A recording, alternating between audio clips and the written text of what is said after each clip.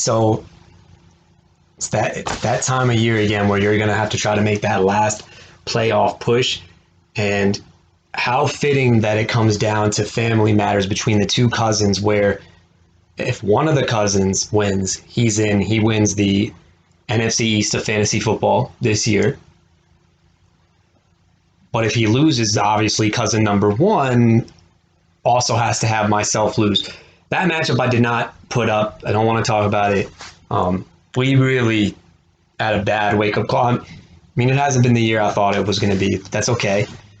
So let's break down these scenarios now. We had Andre's team at top of the division for, if I'm not mistaken, half of the month of September, all of October, and 3/4 of the way through November. And then things kind of get things a little bit interesting, right?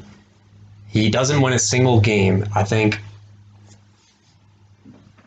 going into the precursor of rivalry week, he had a 2-game lead, and because everybody else was at 1 win and myself was only at 3 wins, he kind of looked at it and all he needed to do was win 1 game. He has not done that. He's lost 4 or 5 straight. And it has opened the gates for Allen's team finally to, I guess, show its maximum potential, right? So I want to be full on honest as can be, okay, with this, because I'm kind of conflicted as how I want to do this. I do not ever go into here, and I know Allen religiously watches this, he looks forward to it. I don't go into talking about a matchup as far as reverse curse, superstitious, or I'm trying to make somebody, make a wrong management move, right? That's not what I'm going at. I'm calling it as I see it. Plus, you know my pure hatred for this Andre team. Now, an old friend of yours, Alan, Paul, had reached out to me after Thanksgiving when we honestly knew that you were going to win at that point. I mean, you dropped, I think, 119 with like 4 or 5 people. That's fantastic. You couldn't ask for a better start. Paul sends me a text, and he says, if you were pissed about Andre winning the division, imagine this. Here was my response. I said, Andre, and I know you're listening to this too, I knew that was a fraud team from day number 1. I did not trust the running backs. I did not trust the receivers at all. I think you really shot yourself in the foot with that one. And these running backs were just the most unattractive running backs you could ever have, and starting-wise, right? I mean, the dusty receivers that you have and whatnot, I get it. If Allen was to win the division, as a manager, yeah, that's Andre and I, we can look at it and say we had to, manage the team better, or there's nothing really you could do when you're having a lot of holes in the team. Right now, Allen is a deep team because you're finally seeing that these guys are getting playing time now, and this is why he always goes this strategy. So if Allen does win the division, I don't want to say the word, a little surprised maybe, considering he had 1 win during when all of this went down. But I respect it because this is a team that has a lot of potential. If you know the way I like to manage fantasy football, swing for the fences rather than just getting a sustained floor, because floor can only get you so far. It's the reason why Brian Bonney is not in fantasy football anymore. Okay? Going back and forth. Now, I know I'm hyping this all up, and this is going to suck if Allen loses, really. It really is. But I keep going back and forth because I know we always used to have this thing where we would draft who was in our division. One person I never wanted in my division was Harsh, because I don't want a lottery ticket team in my division to have to go against an absolute colossal.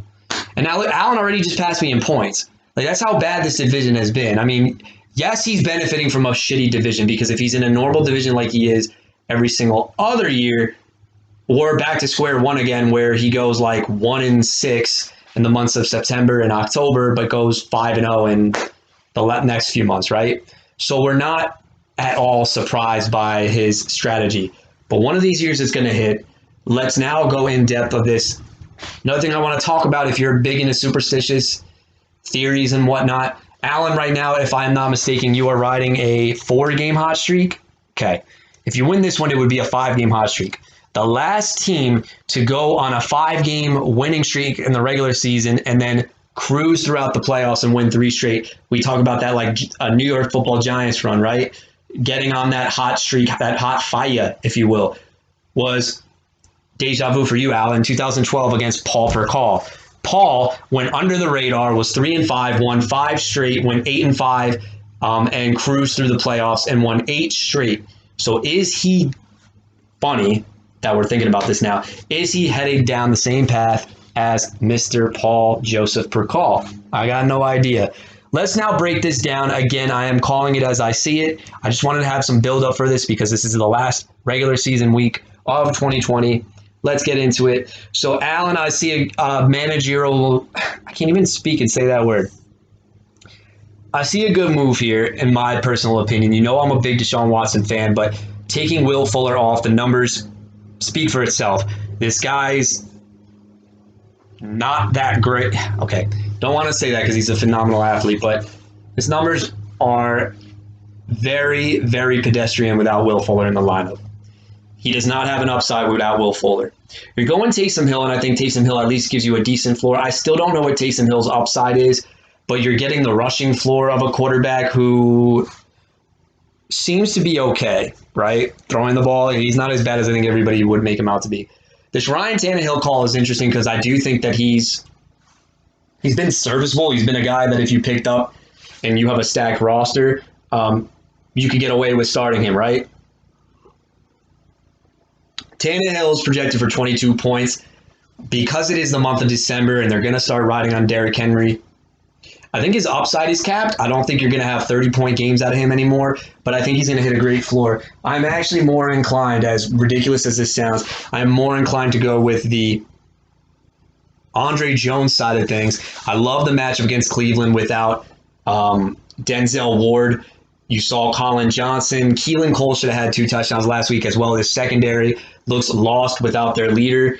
Positive side for the Cleveland defense, though, they get Myles Garrett back, so he's going to have to be under pressure. But I expect at least A.J. Brown to take one to the house, which is going to inflate Ryan Tannehill's numbers a little bit more.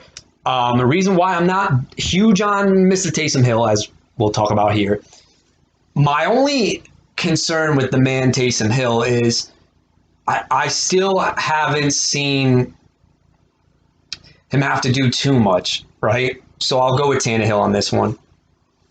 Michael Thomas and McLaurin taking on Brandon Cooks and Julio Jones. Julio Jones, I think, got downgraded. By the way, I'm recording this on Thursday, not putting it out till Friday because we have waivers for the time being. So Brandon Cooks, I saw a funny tweet. Somebody said that Todd Gurley and Brandon Cooks are the oldest 26-year-olds of all time, and it's true. I feel like they've been in the league for like 10 years, but they really haven't. Brandon Cooks is going to get wide receiver 1 volume. Is he going to be productive? My answer is no. Brandon Cooks, I feel like, is that guy. It's like you like him as the tag team partner, right? WWE reference. He's great in a tag team with somebody else, but leaving him as the quote-unquote alpha? No. We've seen this time and time again. The Saints didn't want him as their number 1, moved on.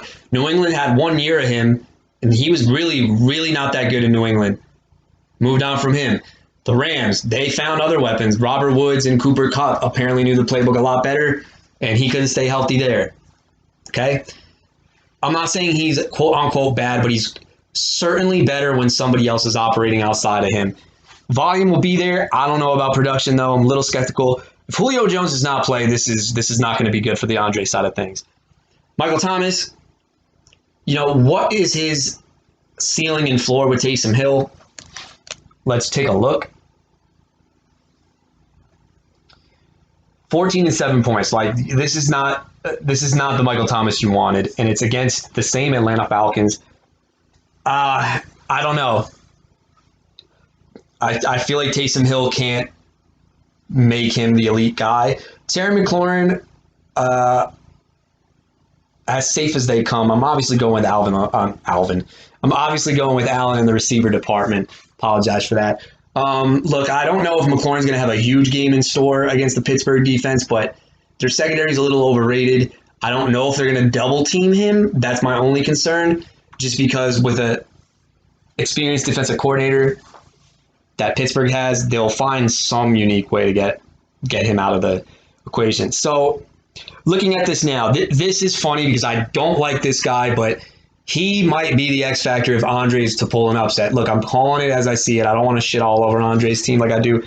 David Montgomery, okay? Yeah, you could say it was the Packers defense. Fully get that. Lions defense is the worst. They're worse than the Packers for fantasy running backs. And Mitch Trubisky, for whatever reason, he only plays well against the Detroit Lions, right? David Montgomery could actually be the X factor for Andre. Gio Bernard, look, we've seen enough out of him that he cannot handle this Joe Mixon workload. I think he had 2 decent games. Now he's getting scaled back workload-wise. Brandon Allen now in it. If Burrow is in there, I think his floor is a lot higher, but I am not big on this guy. Gibson is a stud, but he goes against the Pittsburgh vaunted front. I think it's a touchdown or bust for him in this one. And, okay, this we really got to talk about. We want to talk about fantasy football, and I get it, and we talk about concussions. I honestly think DeAndre Swift might have something more serious going on. It was funny because 2 weeks ago, they listed it as brain injury. Your gut reaction is laughing, like, oh my God, like, what the hell? Like, they literally just listed brain. He's not passing the neurological tests, which is why he got ruled out last week. Something serious could be going on here. I think, I'm not a doctor by any means, but I think this might be some internal bleeding, which is, it makes you cringe when you just think of that. That makes me a little bit concerned, especially not only for this game, but his future, because he's a phenomenal running back. So it's something to keep in mind. Granted, this is me on Thursday, so Friday they say he passed, but things are not going well in that regard. Logan Thomas versus Eric Ebron. I'll take Ebron in that one. J.K. Dobbins off the COVID. Naheem Hines in a coin flip matchup against Houston. This running back situation I can't figure out in Indy. Todd Gurley, if he plays, he's going to look atrocious. He's going to get Andre 4 points. Melvin Gordon is a little sneaky. Don't know what the game plan is, but it's a good defense for him to get going up against. Oh, and Phillip Lindsay a little bit dinged up, but I think he practiced. The workload's there for the Andre guys, but the upside is there for the Allen guys. Give me upside. Green Bay versus LA. I got to go with Green Bay, though. Oh, dude, nice pick. When did you pick up Green Bay's D? LA against Arizona, though. I want to say this right now. If Murray's shoulder is as effed up as we really think it is, this is a really good chess move counter play by Andre. Bottom line, I think nobody's going to want to hear it because I think with Allen winning, it's really, really going to get ticked a lot of people off. But I can't comfortably say this Andre team, who hasn't broken 100 in like 4 weeks, can take this team down. The only way this happens, Allen's team just does not show up. And here's my only thing if you're superstitious. Whenever, and this happens unless you're the clear-cut number one absolute dynamite type of team, when your team goes off for like 170, I always get really, really freaking nervous because you know that score is going to come way down the week after, unless deep down in your heart, you know, yo, this is probably best case scenario. It was those, granted, it was the era of kickers, but the teams that went off for 170, 180 had a good floor of 130 to 140. I don't see that yet in Allen's team. So I don't know. My guess is this. I think that Allen's floor with this team is more the 110, 120 range, which for this year is fantastic. But I don't know what to make of it. I promised I would keep the same energy, and I have to. Look, I need Andre to win. He's not going to come through for me. Bottom line, I said from day one I will keep the same energy no matter what. If he wins, this is definitely an upset because Allen, I think, is already looking towards the playoffs. So, hey, you never know what's going to happen in this division. But I have to go with Allen. We did not get the job done. Andre did not get the job done, opening the gates for somebody to take over. We have nobody else to blame but ourselves. Bottom line. So, Allen, I'm going to pick you. Okay, let me just, first and foremost, I want to just give a huge shout out to Patrick. Team was never really that good, but you fought every single match. You did not give up. As I'm recording this on a Thursday, I am noticing that your lineup isn't filled. Please, for the sake of the league, please fill out your lineup, please. We do not want any free wins in here. Please stay competitive. I know you don't have anything to play for. I know it sucks. I know your season came down to Gus Edwards, who looked like you were going to win and literally didn't do anything in the second half. Believe me, I think a lot of people have been there before. Just set up your lineup. Rob Coffey, yep. Let's have a talk. A lot of crap just, I think, I don't want to use the word fool's gold because, like, this is still a decent team, and I know your point total has been solid. James Conner, fool's gold. Yeah, I know he had COVID, but you still wouldn't have won against Harsh. You can't use that. He's been awful. It's been awful. Miles Sanders looking a little fool's gold. I think talent-wise, he's there, but I think this Eagle organization has no idea what the hell they're doing. Fool's gold on that one. But you got some interesting flyers here, right? So, Patrick, you're in a spoiler role, mathematically eliminated. Coffey, you really need to, if you want to make the playoffs, you need to win, and you actually have to rely on Harsh, which is hilarious, to beat David Sutton. David Sutton, I don't know how he won, but that guy seems to find ways to win. And with McCaffrey coming back and he has Gaskin coming back, could be a game changer. So let's talk about this specific matchup.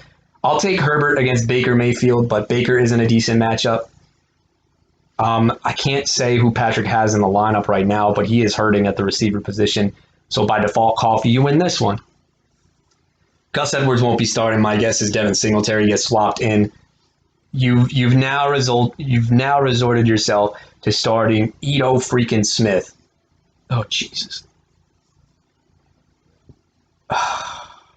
God. You know what though? I have to go with Miles Sanders and Ito Smith because Kamara doesn't catch passes with Taysom Hill. TJ Hawk, Hayden Hurst, give me TJ. Jarvis Landry is in a decent matchup. Russell Gage in a okay matchup. Gabe Davis, good that you're starting him. Denzel Mimsy against Vegas, not bad. All right, I'm done. This is a gross matchup. I can't really give that much take and thought into it. This is literally just a whole bunch of flyer lottery ticket guys that are forced into a starting role on week 13. You hate to see it, but I'll go Coffey. All right, B Magic, congratulations. Congratulations. For whatever reason, you find ways to win.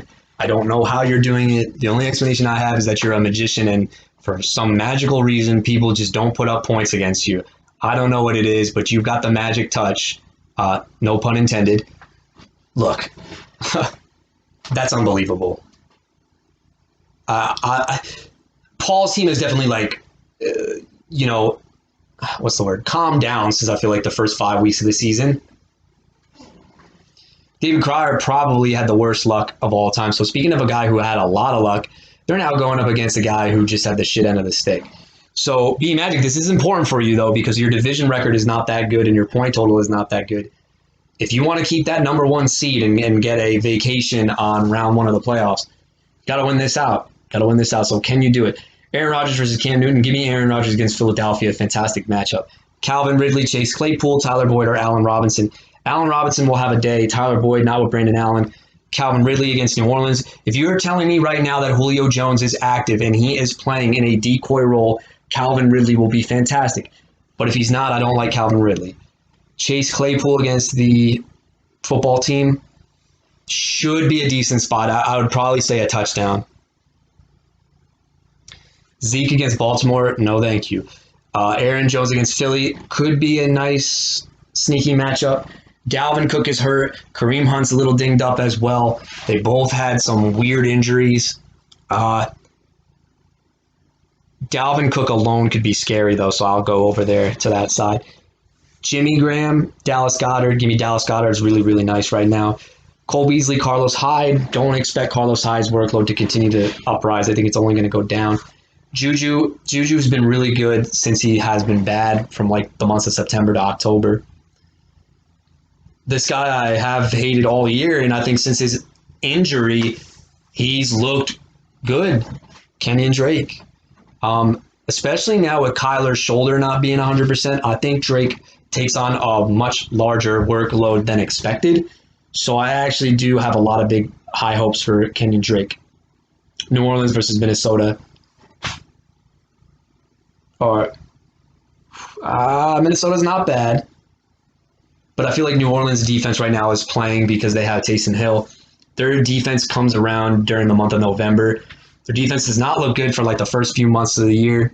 November, December, they look elite or close to it.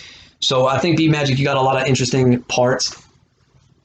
Krier's quarterback situation, I think, is what really made him go down this year. So if I have to take a pick based on this theory, while I do think that Krier has a matchup advantage in some areas, B-Magic, for whatever reason, just keeps proving everybody wrong. This kid gets the number 1 seed. I know it's going to piss off a lot of people, but hey, for whatever reason, man, you've gotten a lot of victories. Obviously, not a lot of them were, if you want to use the word legit, lucky, whatever, I get it. B-Magic, I'm going to have to pick you again. Arguably, I must say, I'm going to do a prediction chart. It's going to be very interesting that these two teams might meet for the 3rd time this year. This might look like, honestly, the 4 and 5 seeds going at it. Depending on the outcome of everything, it could be that. And that would really stink because I feel like maybe the tides have turned a little bit. I want to go and break this down because this is going to be a matchup I'm really excited to break down. First and foremost, I'm going to say it right now. One of you is not going to, actually, both of you might not want to hear this. These two managers make up 2/3 of the reverse jinx curse. Paul, probably most notorious, Johnny, and Harsh.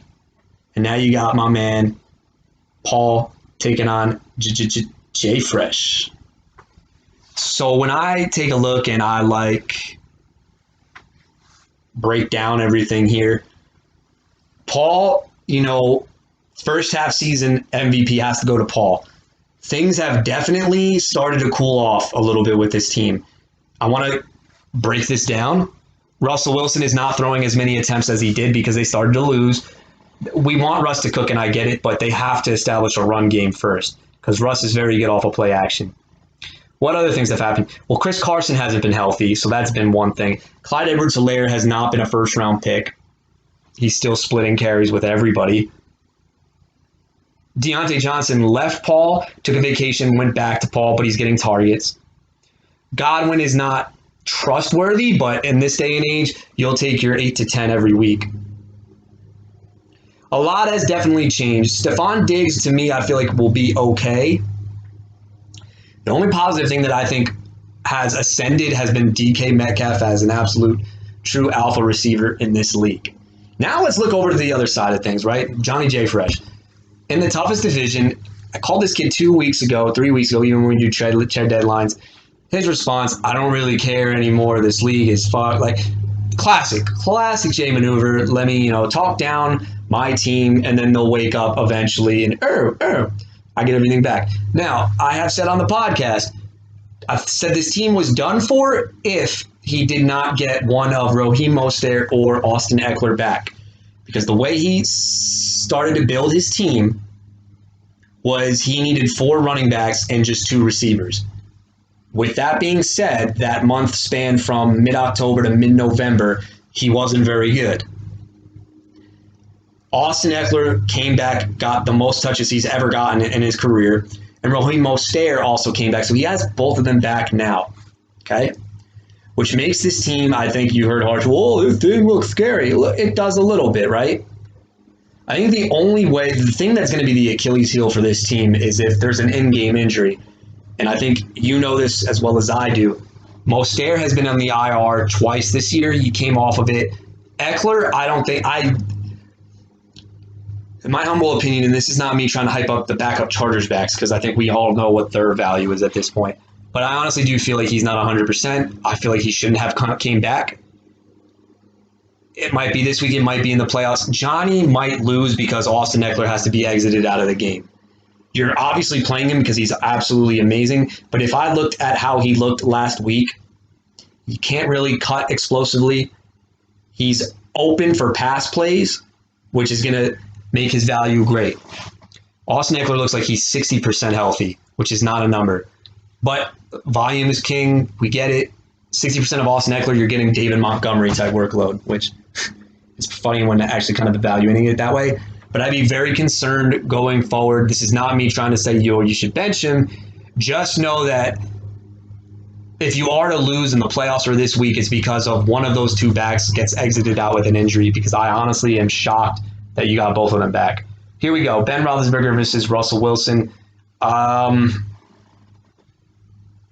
Ben is prime time at home. It's not really prime time yet. It's 5 o'clock, but I'll go Russ at home. I think he's been a lot better at home. Corey Davis getting the start against Cleveland. Adam Thielen, DK Metcalf, Stephon Diggs. So Diggs against San Fran should be okay. DK Metcalf against the Giants. He's getting the workload. That's all right. Corey Davis against the Cleveland Browns. Let's talk about my man Corey Davis. Really, really, really solid in the Robin role to A.J. Brown's Batman. He is just one of the most clutch receivers in the NFL since 2018. He's had the most first down catches out of any receiver in the league. Still got love for my man Corey Davis. My only concern is if this becomes Derrick Henry overload. Obviously, he doesn't factor in much, but I think this is Johnny hedging his bets. Well, let's say it's a balanced attack. Corey Davis looks like he's going to be involved in the game plan. Adam Thielen coming back against Jacksonville. Great game plan as well. Thing I like a lot about Adam Thielen, the matchup is fine, but Dalvin Cook's a little dinged up. They might not lean on him as heavily as they used to. So who am I picking here? Still got to go Metcalf and Diggs. Eckler and Derrick Henry, Carson or Edwards-Helaire. This is a slam dunk. Derrick Henry is a difference maker during this time of year. Austin Eckler is getting a workload. And against the New England Patriots, my guess is Bill sacrifices either a linebacker, a safety, and a corner to triple bracket. You heard me first. You heard me say it. Triple bracket Keenan Allen. They leave Stephon Gilmore one-on-one with Mike Williams. That is the Belichick way. They are going to smother Keenan Allen, which means dump off City for Austin Eckler if he stays healthy. I would not be at all shocked if this man caught 10 passes if he plays the whole game. I think this is a game changer here for Johnny in the running back department. Travis Kelce is still the GOAT tight end for fantasy football. Rudolph is a nice spot start, though. Irv Smith getting dinged up. It's so annoying. Why can't it be Rudolph hurt so Irv Smith can finally ball out? I hate these boring-ass freaking tight ends that get volume. Oh, my God. All right, anyway, Raheem Mostert and Wayne Gallman of all freaking people, right? Wayne Gallman against Seattle. Not really excited about this matchup. Seattle's defense, since they got Carlos Dunlap, been very serviceable. Do I expect that trend to continue? No, but they're not going to be as much of a joke as they were in the first half of the season. Raheem Mostert against Buffalo. I absolutely love this matchup. He's at home. He's explosive. Raheem Mostert, book it, touchdown right there. Deontay will get volume. I can't look. Pittsburgh does not have a very good running game, and I think Ben is starting to become Joe Burrow-esque now, where it's like he takes minimal amount of deep shots, but he's throwing like 40 plus times, where Claypool and Johnson always get like double-digit targets every week. And now Juju, apparently. But Deontay's okay. Baltimore against Dallas and Pittsburgh against Washington are both phenomenal in their own rights. Well, here are keys to victory. If Paul is to take down Johnny, it needs to be a Russ explosion with DK Metcalf. Only half of that equation worked out for you, Paul, last week, if you remember. Russ didn't go off, DK did, and Carson was serviceable.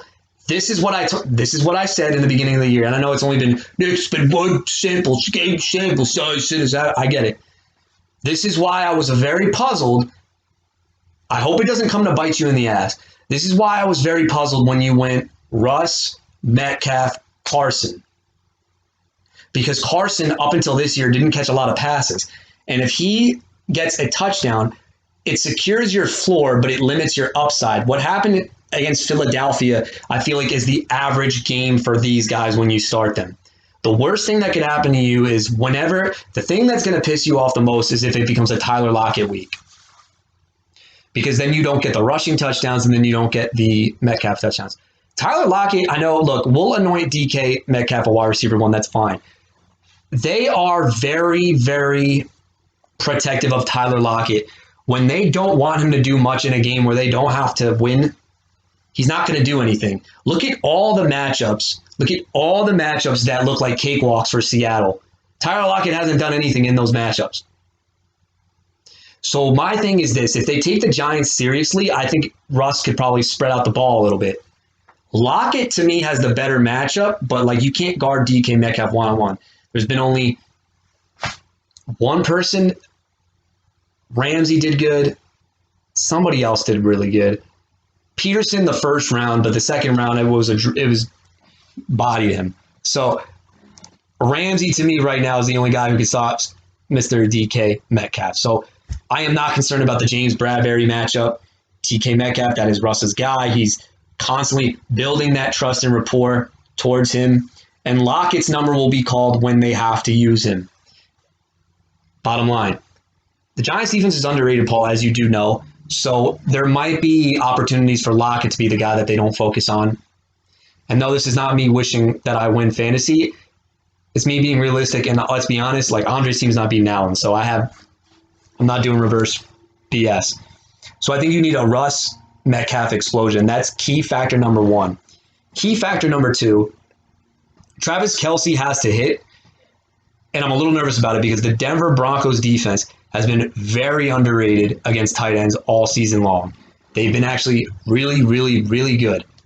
For whatever reason, the secondary guys, the cornerbacks, they're hit or miss against these receivers. One game they look fantastic. The next game they just get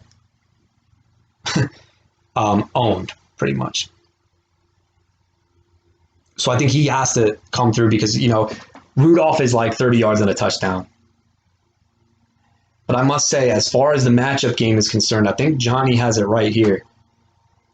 Johnny's keys to victory, Derrick Henry, number one, become Derrick Henry in December. If the Derrick Henry thing hits with Austin Eckler getting a lot of volume, that is a great way to get a jump start on Paul, right?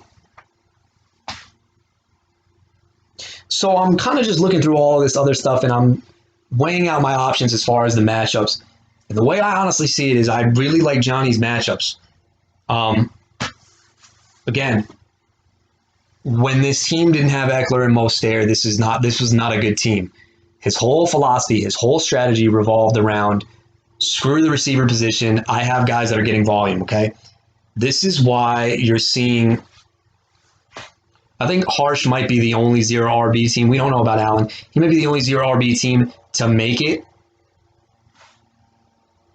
And when you stack heavy on running backs, it gives you a substantial floor, right? You're at least touching the ball every time. So starting 4 guys, minimal per each, you're probably going to get 10 points minimum from those guys. And then, with touchdowns and extra everything else, if you have a quarterback that's serviceable, you really only need one of your 2 receivers to hit. It's a simple strategy, but it constantly works. The only issue is wherever you're drafting in the draft, you got to make sure that you're comfortable with the running backs that you're taking, or else you got to revert to something else. So obviously Johnny was gifted Thielen and Mostert. I get it.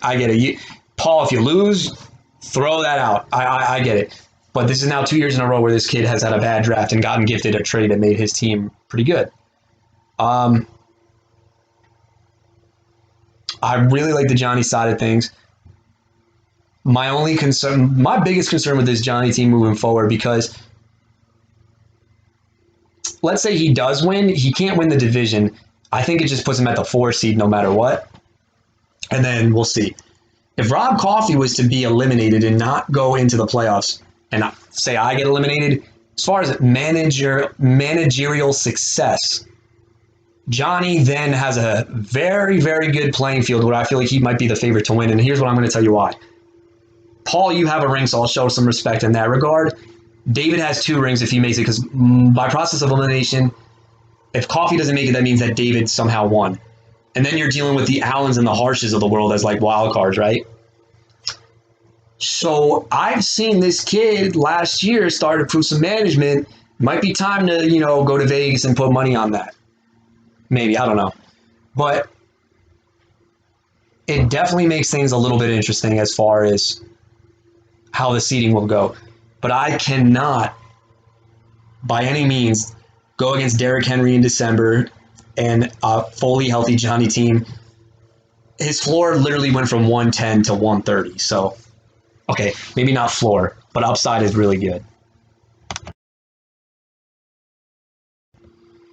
I don't know how this happened, but the division title is on the line, and this is to see who gets the first round bye, which I know both of you have been dreaming about. Dave Sutton, I don't know how that happened and how you pulled out that victory, but you definitely needed that.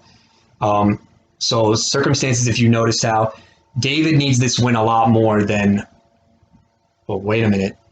Actually, both of you need this win. There is a possibility if David wins, Harsh gets knocked out if Coffey wins. Pretty sure. There's a lot of scenarios that happen. Let me break it down for you guys again. So bottom line is this. Easy scenario. Whichever one of you wins, you're automatically in. You're locked in at the 2 seed. Congratulations. Now, whoever loses, here's a scenario how you have to get in. Case number 1, you need Rob Coffey to lose. If that factor happens, congratulations, you are in the playoffs. David, yours is the most less likely because if you lose and Coffey wins, you're done because of points.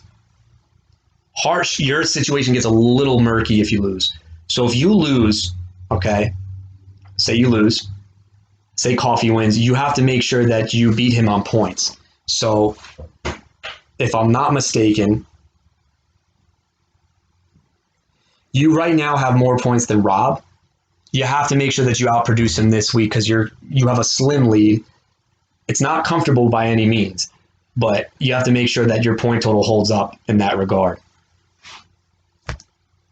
Or other scenario, let's say Coffey passes you on points, then you have to look at Johnny's point total.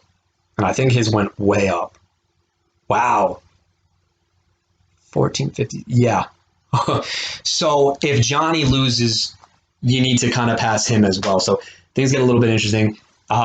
David's team, the only thing that really stinks is the Christian McCaffrey bye during this week. Really throws a wrench into things. Again, I'm recording this on a Thursday, so I don't have everybody ready for matchups. Okay? So Patrick Mahomes, I haven't even looked at the matchup yet. Hold on. Patrick Mahomes or Goff. I like this sneaky start by Harsh. Goff's been a lot better throwing the ball on the road. He has not been good QBR-wise. Fantasy-wise on the road, he's been much better. Patrick Mahomes, book it. He's good. Tyreek is the ultimate counter to Patrick Mahomes. Devontae Adams, also a stud. Best combination in football or fantasy football. Thing that's really going to stink is this Kyler Murray injury. As an owner myself, we all see it. It limits the upside of Hopkins and Kirk. You have to start them. Do not bench them by any means. Don't get cute like you did with Jakeem Grant because that almost cost you. I dropped Jakeem Grant for a reason. He's not getting enough targets, and he's not the permanent slot receiver. He's just there. Don't bench these guys, but this is not a matchup. If Murray's shoulder, it looked really bad against New England, and the thing that's even worse with Murray, the minute he scrambles to the outside, he started to fall down immediately. He didn't try to make people miss because he doesn't want somebody yanking on his arm. I'm very concerned about Kyler Murray. I'm very concerned about everybody. Kirk I'd be the most concerned with because he's not going to throw deep. Hopkins could probably still retain a little bit of value. But I honestly like the Arizona running game out of nowhere. But Duke Johnson, you needed one more week of David Johnson. I don't know if he's coming back yet, but that stinks because he looked okay against the Lions. James Robinson, RB1. I've been saying this all season and people didn't want to believe me. Okay. Jonathan Taylor. Here we go again. Going down the rabbit hole. Off of COVID, who knows? I don't know. But Your running backs are better than David's. David, the only positive sign, you might get Myles Gaskin back. Darren Waller versus Evan Ingram. Darren Waller against the Jets should be fine, so I'll go that route. Sammy Watkins, stack it with Mahomes, get it. A.J. Brown and Deebo Samuel. I love this receiving core. When they're healthy, this to me by far is the best receiving core in the league. You have A.J. Brown, who can take it to the house. Deebo Samuel, who can take it to the house on these slants, these jet sweeps, and the play designs to get both these guys. Arthur Smith and Kyle Shanahan do a phenomenal job. Deebo looked really good. He looked really healthy. Everybody forgot about him because I think everybody wanted to ride on the Brandon Ayuk hype train, but make no mistake about it. I think this offense next year is something that I want to invest heavily in because you've got Deebo Samuel, who is just an absolute monster, and now Brandon Ayuk on the outside as well. I really like this combination. I think, honestly, as I'm going through this, Josh Reynolds is a dart throw. I get it. Harsh does not have a defense in. He needs to pick up a defense. I did this before waivers because, I wanted to make sure that it was recorded in time. Bottom line. All right, pick a winner, pick a winner, pick a winner, pick a winner. I got to go with Harsh. David, I think you fought really, really well. And I think you really need to hope that Rob's team doesn't show up. And it's dinged up. So, there's a great chance that it doesn't show up. But I really like this Harsh team. This is a team that the Achilles heel for Harsh, I honestly think, is going to be the quarterback spot because you have not figured it out. And you really need to get this done, like ASAP, immediately. It all goes Harsh. You're going to look back at the most simplest thing that you should have never done. And I understand, the hot take train. I get it. All you had to do was keep Aaron Rodgers after you drafted him, and we wouldn't have this discussion. Could you imagine if you had Aaron Rodgers right now? Harsh, it's 2020, and I'm rooting for you. So, my God. All right, gotta go with Harsh to take the division, get the bye. So I want to give a recap of my predictions on how things are going to go. With that being said, I do think that with David losing, I think Rob gets the 6th seed. So my predictions stand as this. Round number 1, number 3 seed versus 6 seed. You have Allen versus Rob, a rematch of last year's playoff wild card round where Mike Williams finally caught his first touchdown, which was hilarious. And Allen started him every week. Never lost faith, I guess. My round 2 matchup goes by the same matchup that we have going on this week, which is Johnny and Paul, which is a really heavy-hitting matchup, which you could argue could be a Super Bowl matchup. Although I have soured a little bit down on Paul's team. Not that it's bad, but I just feel like Johnny's team's getting better, Allen's team's getting better, and now Harsh's team is certainly getting better as well because they're getting healthier, and Paul's team isn't as healthy. So I'll throw that one out there. That should be an intriguing matchup, and that leaves B Magic and Harsh as the people with buys. So this is my prediction going in. Here's what I think is going to happen. I can't say it because I know somebody believes in jinxes over here. So you'll tune in next time.